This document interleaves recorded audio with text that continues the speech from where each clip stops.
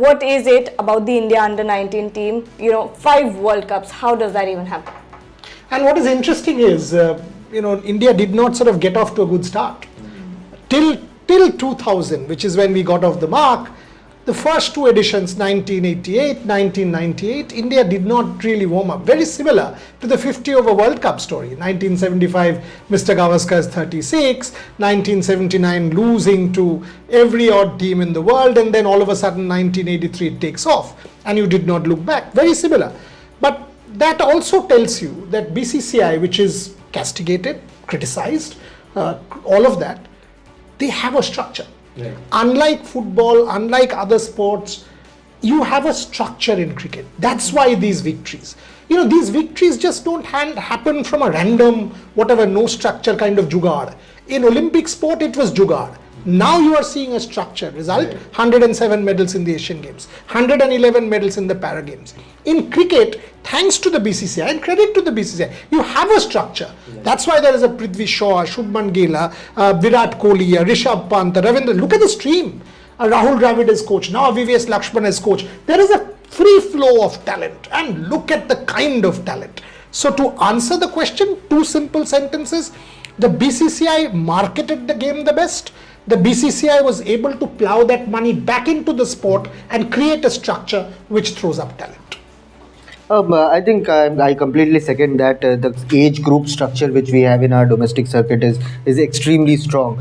We have Coach Bihar, Vijay Varchan Trophy, so many trophies where these guys play zonal tournaments. Even the college structure nowadays, it's not that great, but back in the days in mid 2000s, the college and school cricket foundation in some of the major cities was extremely strong. So you get to sense that heated environment where you are playing inter-college rivalry, inter-school rivalry, and suddenly interstate rivalry, and that builds a strong emotional foundation also, where you can take on pressure in big matches. Indian domestic circuit has a lot of competition, but is money the factor for this structuring this success? Money, no, actually, see, just like Shubhan said, the structure we have right now is one of the best in the world, be it senior, be it junior level. And money, yes, but now money has come now. But if you go back in the 90s or before that, money was not that much at that time. But the structure always existed, right? And if you look at this team also has a lot of talent, right? The team which is going to compete in the Under-19 World Cup starting from January.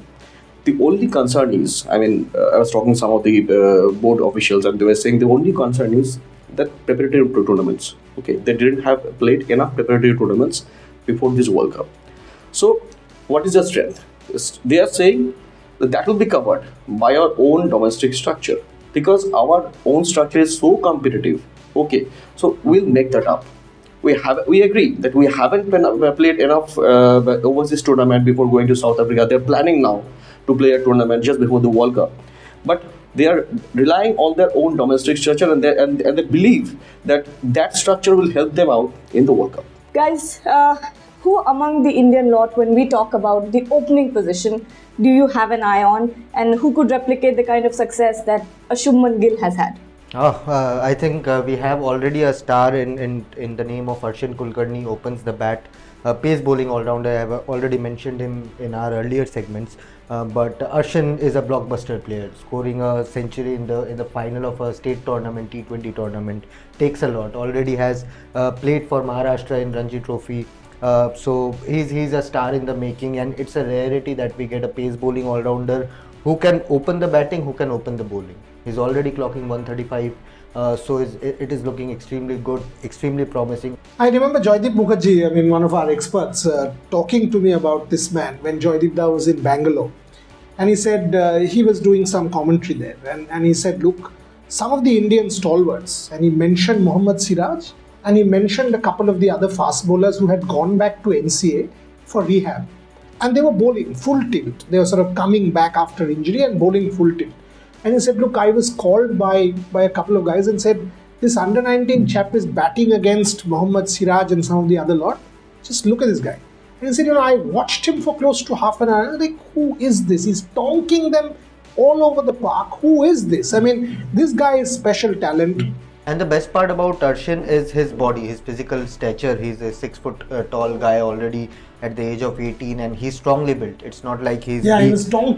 He's not weak. He has a good physical athletic body. So I think if he concentrates on his fitness primarily, he will be a player who will serve India for long. And another one is Adarsh Singh, another opener. I mean, small town boy. He's from Bihar. He's an opener, and he's very good. He knows how to build the innings, and obviously Boria knows. We'll talk about the sociology part. I mean, small town boy. No, I mean, see, this is the larger point that we keep making on a show like this. They're under 19 cricket.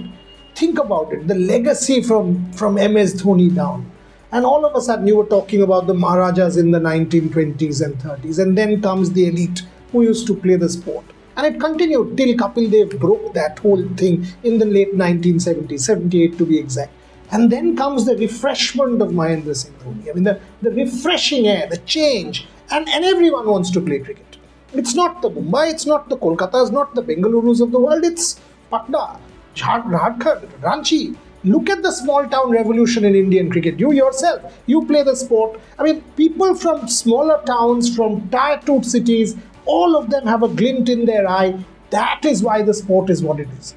And Adarsh Singh carrying on that tradition from the small town whole stable. Suresh Raina, Mahendra Singh Dhoni, Rinku Singh, Yashasvi. Mohammad Kaif, Yashasvi Jaiswal, Adarsh Singh, and all of a sudden, this is the democratic sport that you want. Umran Malik. Umran Malik. This is not an elite sport anymore.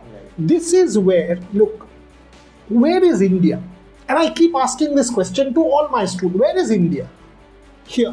And Adarsh has already made a mark already in this under 19 batch, scored a very good 62 versus Pakistan in the match India lost, but Adarsh stood out along with a couple of batters, but Adarsh knocked when all the wickets were falling. See, I thought 260 was a decent enough score. Pakistan scored 263 for 2 is a different ball game, but this guy stood out with his 60. He carried that team to, for saving them from embarrassment against Pakistan.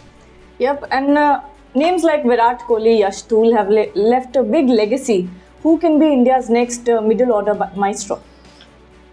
Uday Sharan. Uday Sharan. Captain. He's a Rajasthan-born cricketer, moved out to Punjab because of the better infrastructural facilities. He has gone through all under 19 age group levels. He played for all age group levels of Punjab, and in the last Challenger Trophy tournament, BCCI Challenger Trophy, scored around 297 runs. And he knows how to build an innings. I mean, he can be one of our future superstars. I think I'll go with Aravind Aravalli Rao. Comes from Hyderabad, a left-handed wicketkeeper batter. But what stood out was his 162, which he scored in one of the matches of the quadrangular series. India B, India A, England were playing, Bangladesh was playing. But that 162, it was a power-packed knock. He came at number 6, but the way he tonged the ball, these guys are IPL generation kids. Yes. By the time they started watching cricket, IPL was already starting, and they have grown up watching the likes of Ravindra Jadeja, Ben Stokes, and all the big guys tonking sixes. And you could sense a type of modern day cricketer in Aravalli's Aravind Aravalli's batting, and he's a good keeper as well. See, I'll go with Uday Sharan for 2 reasons. One, when I look at this current Indian side, the senior Indian side, that's where your chances are more. Because you can break into that side, and if you have that ability to sort of alter an innings, go the distance with aggressive shots and control the whole thing. Uday Sharan, from whatever I've read and I've heard from them, Uday Sharan has a level head. Scored 297 means clearly hold the innings together, bat long, won that BCCI award. Captaining this team clearly has a lot of potential. That's why you lead India. And you asked about Virat Kohli, so we have to talk about the number 3 position. That is currently taken by Rudra Patel. Generally an opener, but he's batting at number 3. Had an average of 115 with a strike rate of 122 in the quadrangular series. He's a star in the making. Some of the cover drives, it just is a shadow of what Virat Kohli was during his under 19 days. Wow. Bori, I'm sure you have a lot of insights. How does someone like an Uday Sharan, an Arshad, how do they, sustain this success? 2 things. One, I mean, you under 19 success cannot be a success story in itself. It's a stepping stone. So you are competing at under 19 means, okay, and I'm not trying to denigrate anybody. Sachin Tendulkar did not play under 19. And that should be your ultimate pedestal. That if I have to be a Tendulkar, if I have to be a Kohli, look at the longevity. That's what will define you, not one under 19 tournament. That's why Rahul Dravid was such a good coach, because I remember speaking to Rahul after that Prithvi Shaw tournament, and he said, look, don't celebrate so much. Why? Because this is just the stepping stone to seniority. Let these guys embrace this. The first thing is head. Your IPL contract, your endorsement contract, your multiple other brands, and your glamour and glitz, and all of this will come to you. Will you be able to keep your cool as an Indian cricketer will define you, number one. Number two is your ability to soak in pressure. Under 19 is different. You're playing in South Africa. Yes, fine, there'll be Indian expats there. But when you play on Indian soil and you're tom saying the next Virat Kohli, the next Rohit Sharma, the next X, can you take that? Dewal Brevis, next AB de Villiers. What happened to him in the IPL? You can't take that pressure. Not everyone can. And there have been many cricketers from the previous batches as well who have even failed to make their senior state team.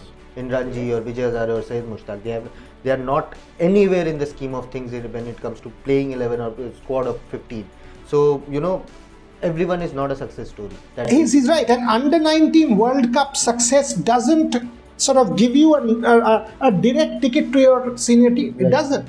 And more so in Indian cricket, where the competition is intense. Because the moment you are there, Gargi, you are competing with Kohli. You're competing with Rohit. They're still around. Competing with Shubman. Competing with Hardik. Harshin Kulkarni will compete with Hardik in a year from now. And that's when the real story will start.